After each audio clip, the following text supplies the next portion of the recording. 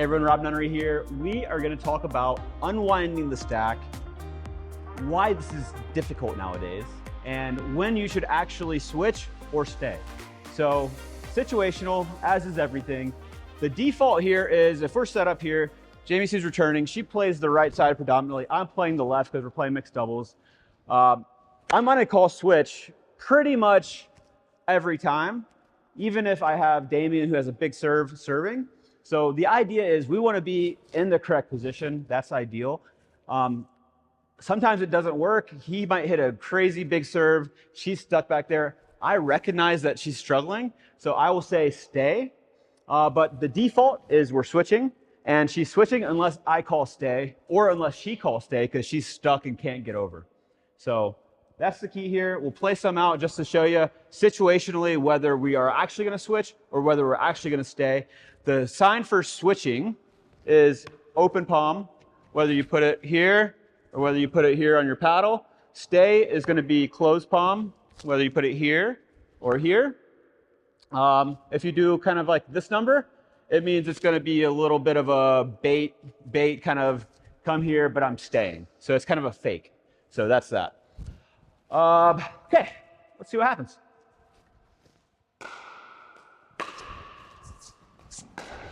Woo! So a couple things here. The serve, I didn't feel like the serve was that big. I felt like she could hit it and we could make the switch happen. So we default switched like we were meant to. The return came a little short.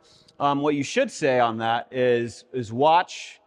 You still had, yeah, or stay, up to you as the returner, knowing that, because you know before I know that you hit kind of a softer return that we're going to be in trouble on. So your job to call, if you see that you hit a bad shot or a weak return, up to you on switch or stay, but just at least give your partner a heads up on it. The other thing, this is a big one, and I've talked about this in another drill, which is the run through return. So yeah, just go right there for a second. Damien, hit me a serve. So the way I'm seeing you hit these returns right now are, you're hitting it, and then you're moving. So really hard to get to the kitchen line for your force, especially when we have to switch, and especially off of a big serve. So the must here, and this is a non-negotiable, I've talked about this before, the non-negotiable in pickleball is getting to the kitchen line for your fourth. To me, that's like it's the biggest deal in pickleball, and it's where I see a lot of matches won and lost by the returner not getting to the kitchen line. So this is what I want it to look like. The run through return, which is there, and I'm already here. So I'm not stopping and hitting. I'm moving straight through the ball. All my momentum's going forward. I'm at the kitchen line. I shorten up my swing, right? Because all my momentum's going behind it, so I don't need to hit it that big. And also another key point here is on this return, especially on a switch, the ideal place to return is straight down the line with nice high loft that's deep. The harder you hit this return, the less time you're going to have to get over, right? It's just common sense, but sometimes you just don't think about, like, the ball's coming, you want to hit the ball hard, just like you always hit every return, but you have to change it. For this, when you switch, you have to buy time. You buy time by running through the return, you buy time by putting loft on the return. So those are the two key important factors on the return.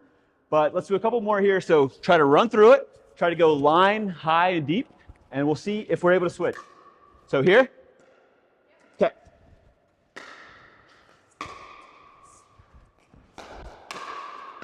So what do you think? Didn't run through it? Start all the way, start even further back. Like, no, honestly, most of the time when I'm returning, I have my butt to the fence or butt to the wall. Like, because it's much easier to run forward into the ball versus the ball is landing right at the baseline and you're trying to hit it and then you have to get all your momentum going.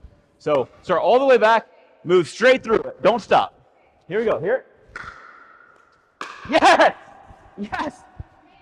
No, but that's the classic of what happens when you run through it is it goes long because your swing's the same. So abbreviated, shorter swing, punch through it. You don't have to swing much at all because all your body weight's going behind it. So here we go.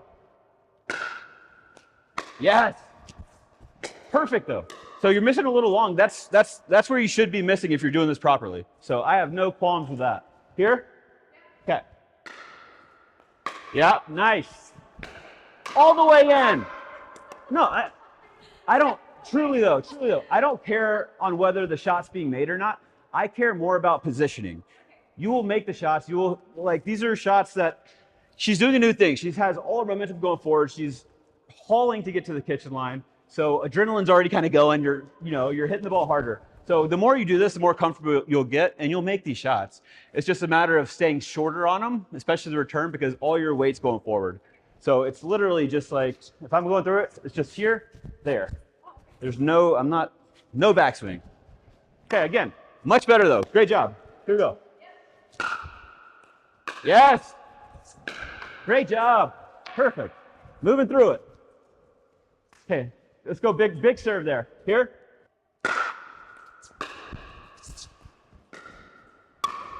Nice job. So you're getting all the way up. Okay, go real deep so she can't, like, go big serve. Here. Say. Nice. Great job. So, this is unwinding the stack. Sometimes you will have time to switch. Sometimes you won't. Just talk to your partner as it happens. It's a very known tactic now. Oftentimes this person will try to serve out wide, so it makes it really tough to get all the way back over here. If that happens, just stay. And this is also why you need to get good at both sides, right?